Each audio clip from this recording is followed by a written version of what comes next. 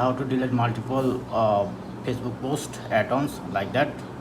So for that you need to go your profile, this icon, and then you can see this kind of interface. You have to press on profile, and then you can see the three dotted line. You have to press on three dotted line. Then you can see the activities log. You have to press on activities log, and now your Facebook activity, press on this icon, and then you can see the post. You can, if you want to select manage post, then you can see all of your page. Press on this icon, then you can see your post, photo and video. Press on,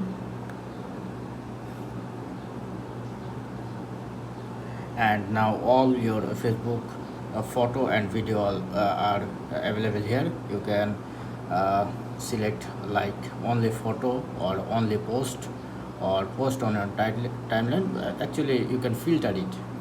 So if you want to delete date wise, you can also select the date.